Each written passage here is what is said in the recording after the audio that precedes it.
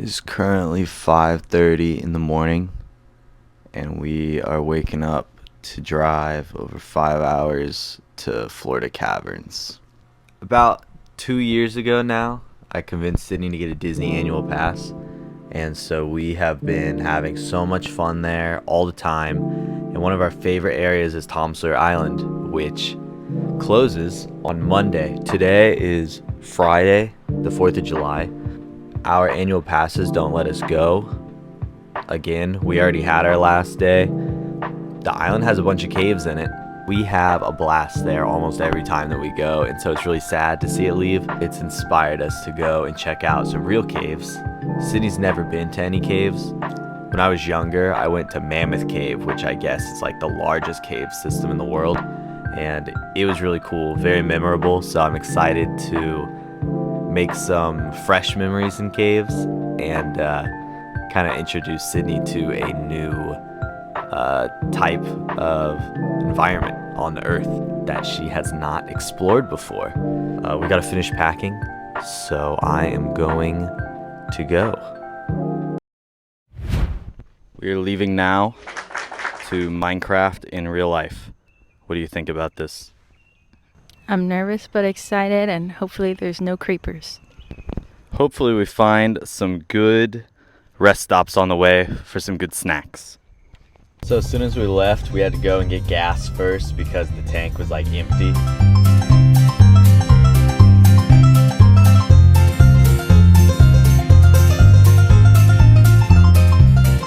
We started driving south, which is weird because we're heading up north.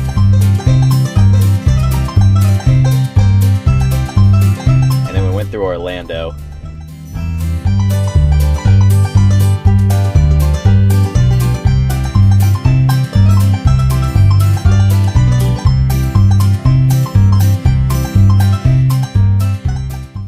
We stopped at our first rest stop. We've been driving for like an hour and a half. We are at the Paynes Prairie rest stop area here in Florida still. We're not leaving Florida, but we're going up near Georgia, but we're still relatively central Florida, probably. How would you say that the trip is going so far? We're seeing some new stuff. The billboards are entertaining. I saw one that was, well, there was two, one on each side of the road, and it was people looking at each other like from across the way, which was cool. I missed that one. I've only been seeing all of the adult store billboards. Of course. Oh, we keep seeing all the Florida citrus places, but they're all closed right now because I think it's too early. So we might have to stop there if we ever see one that's open and get some free orange juice that they're offering. Oh yeah, dude. I've never had free orange juice from the Citrus Center. Bunch of crows hopping around next to a little pond, and there was a really pretty overlook.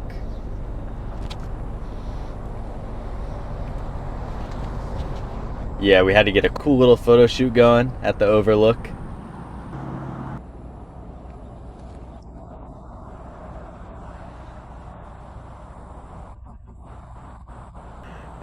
We're trying to not step in dog poop right now, but this is the overlook, so you guys can actually see.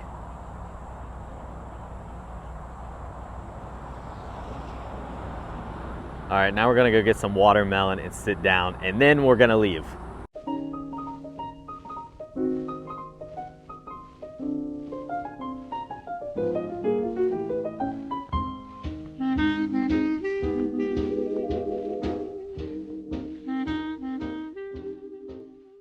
I think that we're hopping on the road again. On the road again. That was unplanned. And we are heading out and on our way. So I started a road trip drawing, and I love drawing while we're in the car because it's a challenge to get it done before what you're drawing is like behind you. So I just drew the road for a background for a bunch of billboards, and I chose all my favorite ones that we saw and put them in like a collage on top of it. Just had our second gas fill up. We have like 60 miles left to get there. Says that we're going to be there at 12:01, but it's 12:09 because there's a time change within Florida, which is crazy because I didn't know that Florida had any different times. I'm excited to see my phone change times. There were a lot of cool highway like overpasses over nature that were like as high as the tops of trees that we would go through, and every time Jaden would be like, "Oh, future." It's pretty future.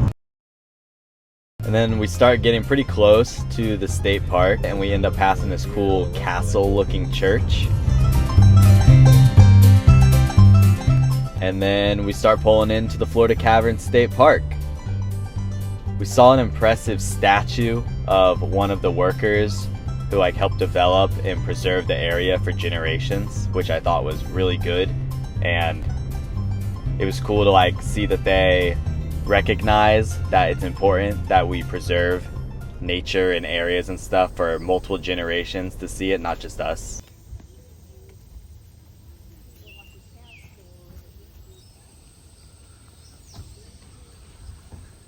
We also learned that this area was used by Native Americans for shelter and other resources for thousands of years, which I thought was really cool. Then before the tour, we got to explore the beautiful grounds and checked out the gift shop. And you know, they had some important items in there.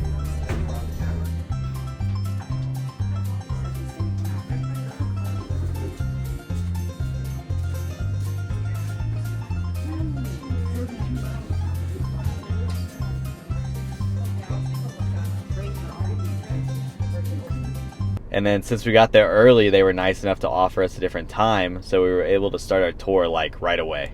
And then while waiting on the tour guide, we were checking out the map that they gave us, and it didn't really make much sense to us because it looked like the cave was really short and the whole thing was super narrow, and then we weren't sure if there was like one big room that was right under the gift shop or what. It looked very confusing.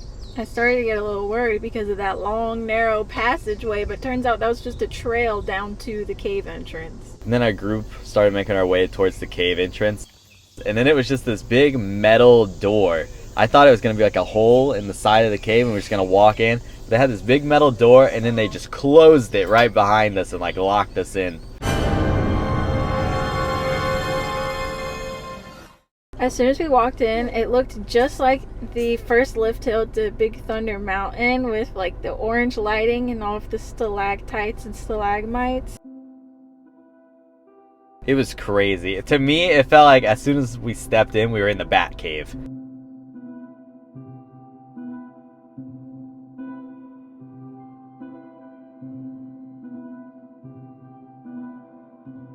We ended up descending further into the cave, and we saw our first colorful lights. They had some red and blue lights shining on this big cavern. There was multiple giant caverns. A lot of the walkways weren't too narrow. There were a couple areas where we kind of had to like crouch down and weave between some areas, but overall it's a lot of bigger openings for the big rooms and caverns, and so you could just see a ton of stalagmites and stalactites, which we learned stalactites are on the ceiling because they cling tightly to the ceiling, and stalagmites are on the ground because you might trip over them in the dark. I always remembered it like endermites from Minecraft because they crawl on the ground, so the mites are on the ground.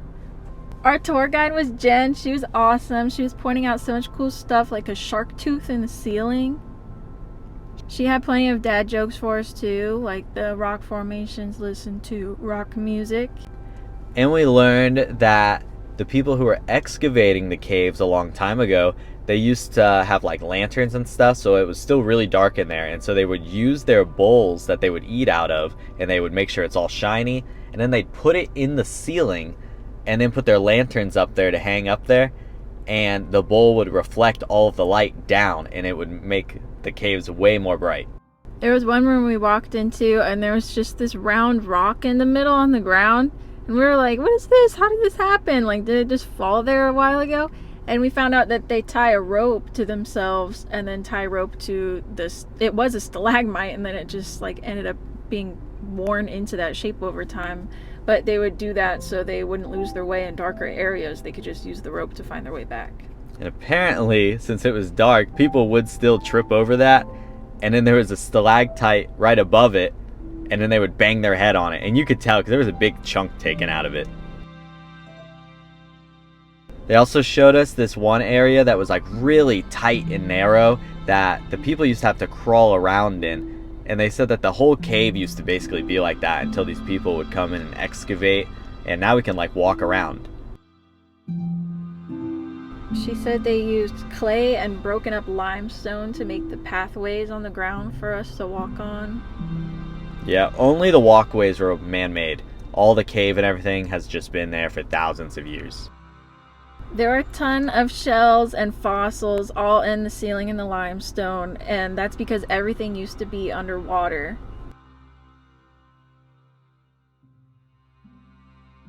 She also showed us a really cool formation that looked like bacon. She shined her flashlight on it and you could see right through it. This formation, I'm pretty sure she called it a frontier, but she said it's made by the water spinning around in a circle and dripping all the way down. Oh, and then we saw this like mini mermaid lagoon is what I'll call it. It was just this small little like area where water was being held. I just pictured a little fairy with a mermaid tail living there. They sacrificed a pillar for us to touch. We couldn't touch anything else in the cave because the oils on our hands would not let the water mix. She also showed us a rock formation that looked like Donald Duck, she said. I thought it just looked like a little rubber ducky or something.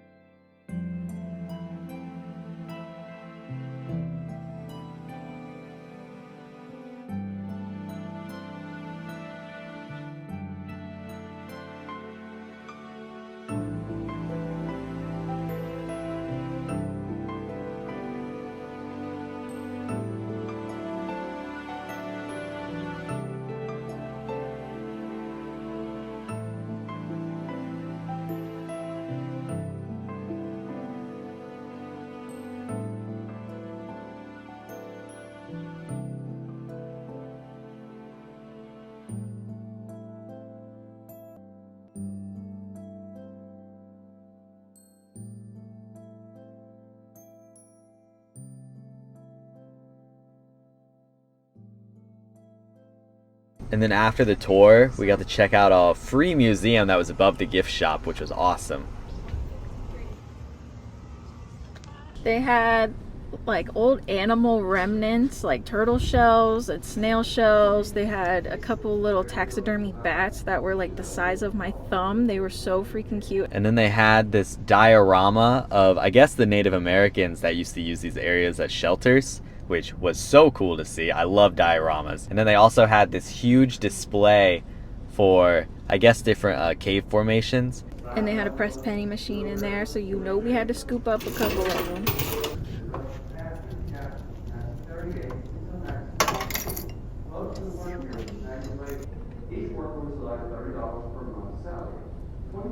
And then in the cave, our tour guide told us about a 45-minute trail to get to some cave tunnel. But she said that if we just go out to the parking lot, we can go in through the exit, and then the cave tunnel is only about 5 minutes away. So we ended up going to do that. And at first, we were looking at some rocks on the ground because we were so mesmerized because Florida doesn't have a ton of huge rocks in our area.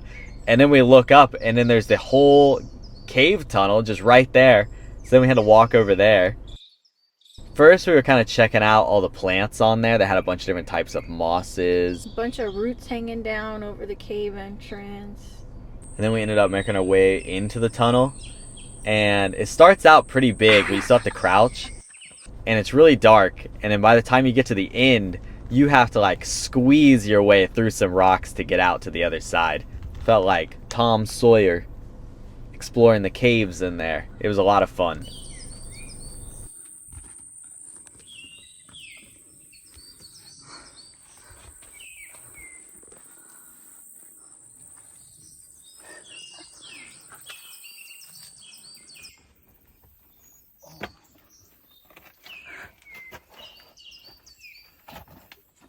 Wow, bro, I'm really doing it.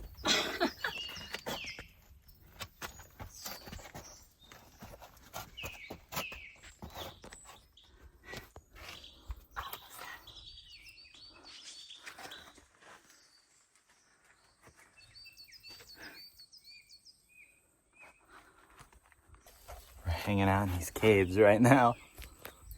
Hell yeah! I'm a caveman. Then I got attacked by this cave woman that was in there. And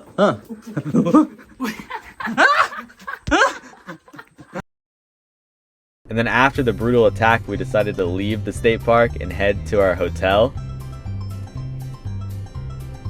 We made it to the hotel. The hotel was really nice. We had a pretty good view from our window, and they had pictures of the Florida caverns in there. And then we ended up going to get some food. And then once we got back to the hotel room, we ate that and hung out. And we ended up watching some fireworks from our bed, which is pretty cool.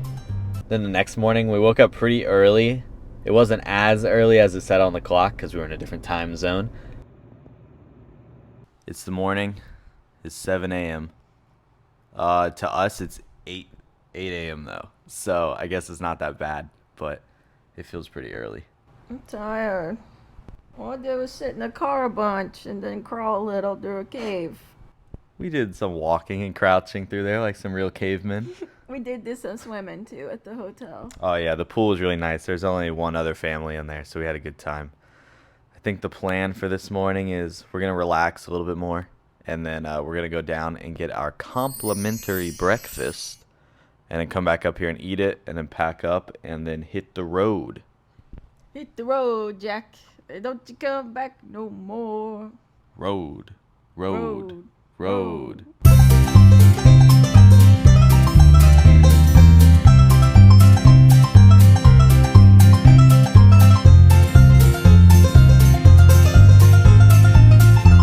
And then we headed back out on the road to head home. And then on the way to the caves the day before, we passed a bunch of rest stops that had some retro, futuristic, mid-century picnic benches and overhangs. And we missed all those, so we knew that we had to stop at those on the way home. The first rest stop we seen, we pulled over. It had a super scenic entrance. It was so nice. You were like going up this windy hill. And then they did have the retro picnic areas, but they had brown supports, which was weird at first, but it's so cool still because it's like this mid-century futuristic area, but mixed in with the nature that a lot of state parks and rest areas and everything try to like lean towards. We made it to our first rest stop, which is not that far from where we just were, but we wanted to see if they had these retro future picnic areas, and they did. And it was one of the most beautiful scenic drive ups to it ever. What do you think about this? It was really pretty. The drive up to it reminded me of something from in like Tennessee or Georgia, and this is pretty future. The mixture of the future with like brown paint is weird. I've never seen that before, but it's kind of cool. Yeah, it still keeps it kind of like woodsy. I think I'm gonna get a drink and then we're gonna keep driving. And while getting the drink, I came across some loot in the change dispenser. There were some dollar coins and a cool quarter. Felt like I got some pirate coins, man. I'm not exactly sure what all this is. And I think one of them has Sacagawea on it. Not quite sure. Gonna have to do a little more research in here. Don't come at me in the comments. I'm sure it's obvious what some of these are. And then Lotso has been enjoying this trip until we realized we forgot to bring him anywhere besides the hotel room. So Sid drew him in the caves.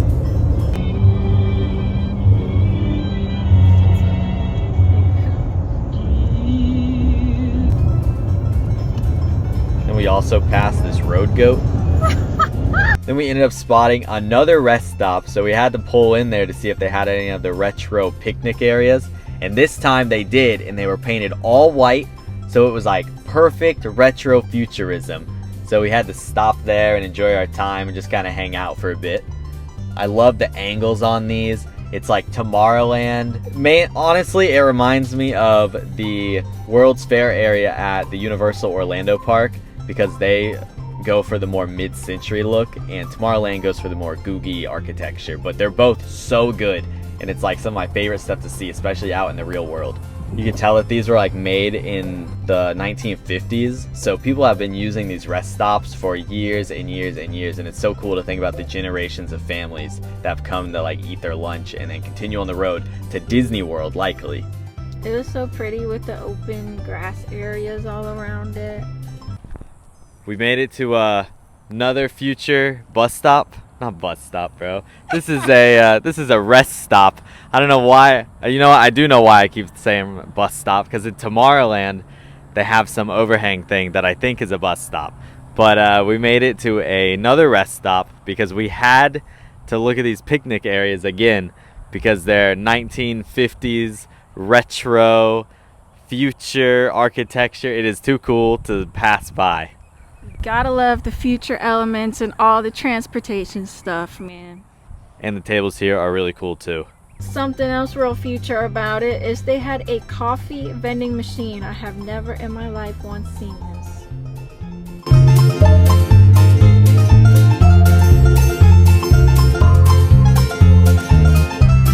Okay, I know what you're thinking.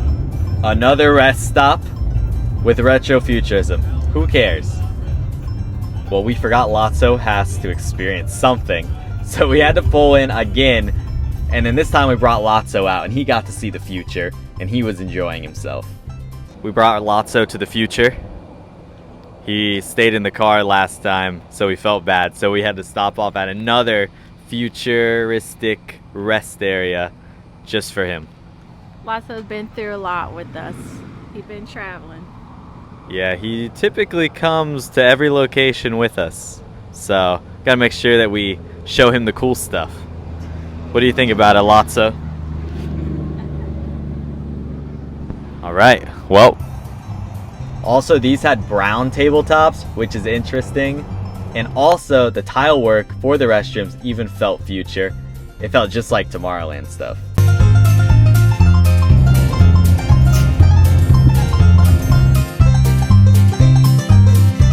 We were starting to run low on gas again, so we had to pull over to the station, and what a better place to go than one of the Florida Citrus Centers. They were finally open, so we had to pull in. They had oranges and plants and shells. And these little coconut guys. And then they had a bunch of classic like Florida gift shop stuff inside that we were looking at.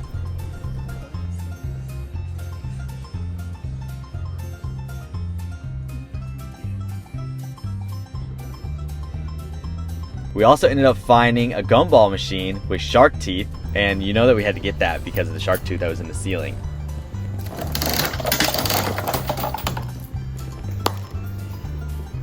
And then I ended up dropping it in the pamphlet holder, so I had to get that. That's so funny.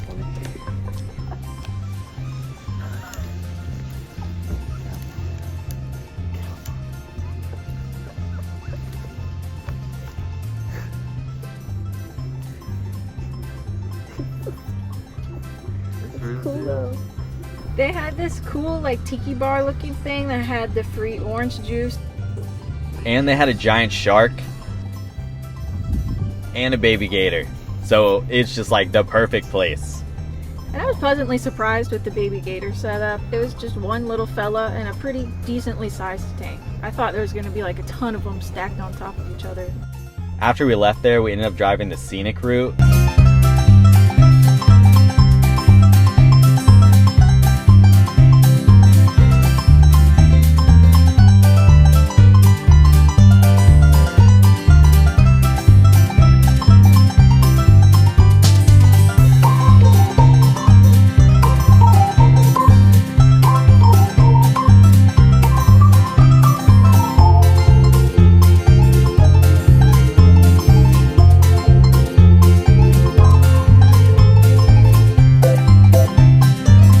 and we came across a forest fire that was just starting, but the fire department was already pulling up when we passed through there.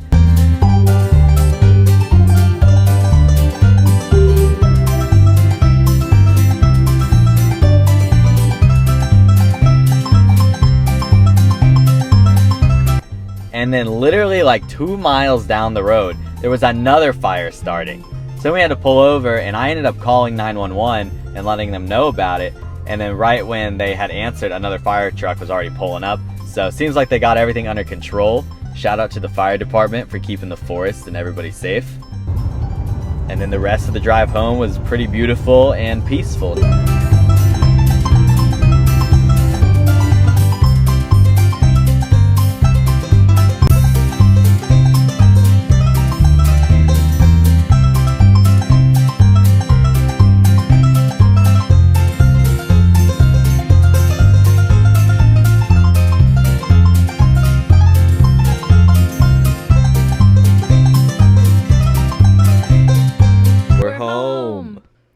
Sydney's gonna watch RuPaul, and I'm gonna work on some of this video.